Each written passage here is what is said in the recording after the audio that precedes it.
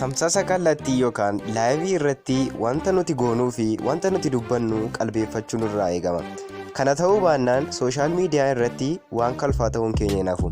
Kabajamtootaa fi dhaggeeffattoota chaanaalii kooti. Ana suuraa feeliidha. Chaanaalii koo Oro Remote jedhu kanaaf warreen haaraa taatan subscribe gochuun wantoota dhugaa amanuuf nama rakkisan guyyaa guyyaan argachuu dandeessu. Qophii koo har'aatiin immoo namoota laayivii irratti salphatan kutaa lammaffaa isiniif qabadhee dhufeera. Mee akkuma duraanii viidiyoo kana like gochuun itti yaafufnu. Amma qophii keenya dhumaatti nu waliin tura.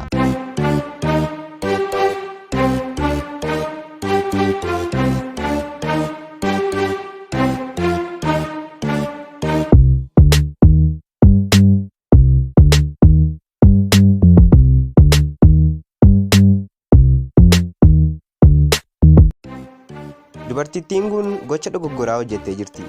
Ija namaa jalaa yeroodhaaf haa miliqtu malee ija kaameeraa jalaa garuu gonkumaa bahuu hin dandeenye. Riippoortarittiin kun osoo oduu biizinesii dhiyeessitu laayivii irratti gufattee kuftee jirti.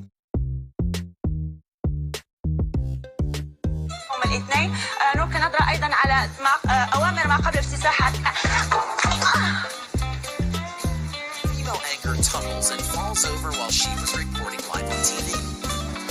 Bien, comenzamos revisando el portal del Ministerio de Comunicación e Información de nuestro.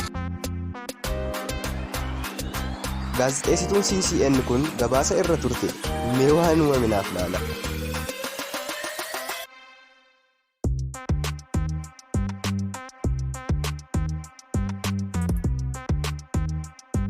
Gaazexeessonni kun jaallatanii kolfaa hin jirani sababa riippoortarittii kanaan malee.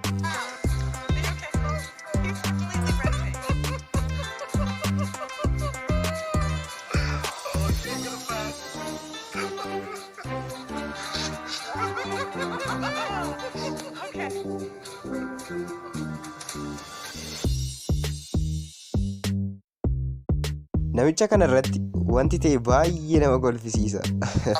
California, where thousands of young athletes try to perfect their craft.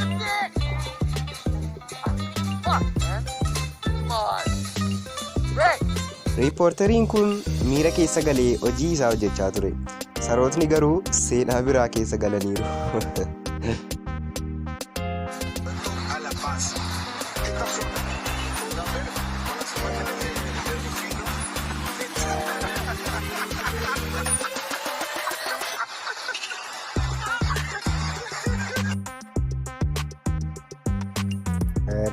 Bro.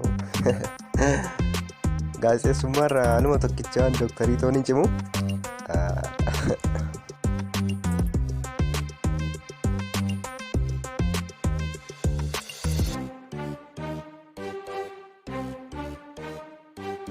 Al tokko tokko irrinni nu mudachuu danda'a. Namichi kun garuu lash jedheera. Osoo isin ta'ee mee maal gootu?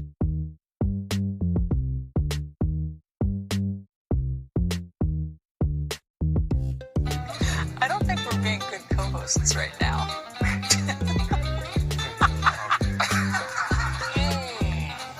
Good to see you. Waan booda isaatti ta'aa jiru mee naaf ilaala. Tu salphina kun.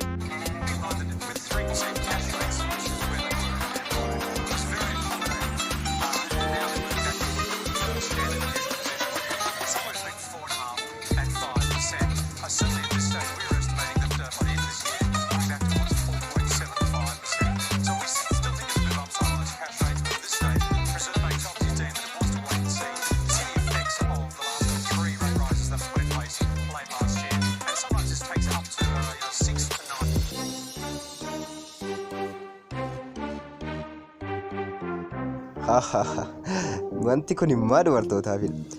Dubartoota kan nuti qamisii gabaabaa hin uffatinaa isiniin jennu cal jennee miti. Isiniif garuu hin galu. Qophiin keenya irraa kana fakkaata ture. Akka isin bohaarsee shakkii tokko illee hin qabu. Meerri warri kutaa sadaffaas barbaadan koomentii jalatti na beeksisa. Kutaa sadaffaas yeroo dhiyoottiin isiniif qabadhee nan dhufa. Warreen kutaa tokkoffaa ilaalle immoo seentanii ilaaluu ni dandeessu. Haga wal agarrutti iddoo jirtanitti hundi keessanuu nagaanaaf ta'a.